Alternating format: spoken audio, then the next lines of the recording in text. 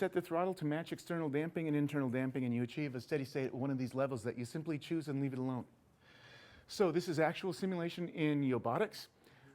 From an initial micro disturbance, we set a throttle setting, and it converges immediately to a desired amplitude shell. So you can see here the first joint on our robot experiences the most dynamic reaction, and so it must bend. The linkage controls the other joints, and so we get the control of the whole mechanism. Next. So we'll talk about pantographs. You gotta love them. Go back one slide. So throttle gain magnitude sets the attractors. You can see the throttle setting. The attractor shells, setting 1, setting 2, setting 3, setting 4. Very nice control. And we don't have to do anything except change the throttle. No trajectories are needed. These motions are harmonographically excited to autoresonance. Next. So this is a pantograph. You've all seen pantographs. By choosing what we want here and constraining it during stance, we get the part of the curve we want. What's a harmonograph? Next slide. That's a harmonograph. You can see one at the mess hall just down the street from here.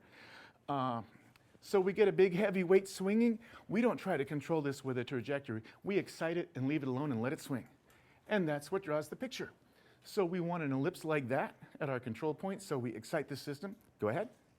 And we get our ellipses, whatever ellipse we want. Next slide. Here's our control point on the mechanism. So we took the physical prototype that you've all seen from MIT, put a magic marker on it against the wall, and sure enough, harmonographically generated these curves.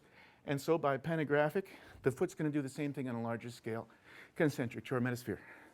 So let me read this. Harmonographically excited pantograph generates control ellipsoid family of curves. Dual state physical constraint ensures ground contact trajectory follows the metasphere during weight support. Otherwise, we just leave and come back to it at any amplitude. Nested ellipsoids correspond to nested shells in phase space with throttle setting the size of the stable attractor in nonlinear autoresonance. Next. Now, we talk about torque conversion. Why do we offset the CG forward? Why is the human spine shaped like an S-curve? Why did Katie Bill find things are forward? At Jena in Germany, why did they find that forward-leaning robots with forward-pointing toes were stable? Because of this principle. We have here in yellow a suspension along the strut of the virtual leg from the ground contact to the hip. We have our CG offset forward deliberately as a design parameter, tuned such that the torque provides this vector, which steers the ground reaction force away from the strut to the hip, and it's tuned such that it always points to the metacenter. Can that be done passively? We say it can. Next. So taking a look at the vectors, we see the color codes are there. Torque conversion. We'll look more closely at it. Now, we have that. The hip is here. The center of gravity is here. It's elastically restrained. There's our metacenter. All ground reaction forces are always pointing directly at the metacenter to a high degree of precision, very high. So the robot's running this way, the treadmill's moving that way, and although you see the whole pattern at once, it does happen continuously, and we're looking at discrete time. So the ground reaction force grows, peaks early, and tapers off. Let's look further at that. Visualizing. Next. Let's look at each of these ideas in further detail with illustrations, simulations, and high-speed film of physical prototypes to see these concepts in action at highway speeds. Now, what do I mean by highway speed? If you take a point mass and suspend it and tilt it 60 degrees from the vertical, it's halfway to the pivot. Converting that gravitational energy completely to forward velocity is dimensionless velocity unit 1.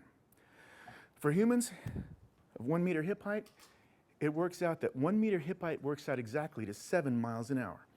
People start jogging at about 3.5, 4.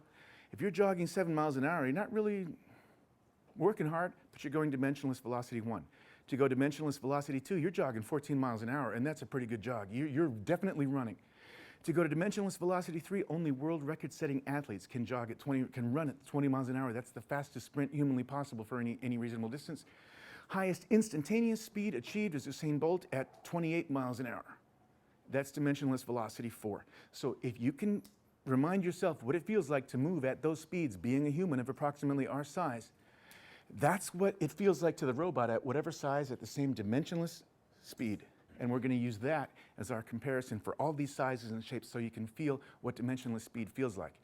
Anything over dimensionless velocity 2, 3, we're going to call it highway speeds because people can't run at highway speeds. If 30 miles an hour is the minimum highway speed, dimensionless velocity 4 and up is highway speed at any size.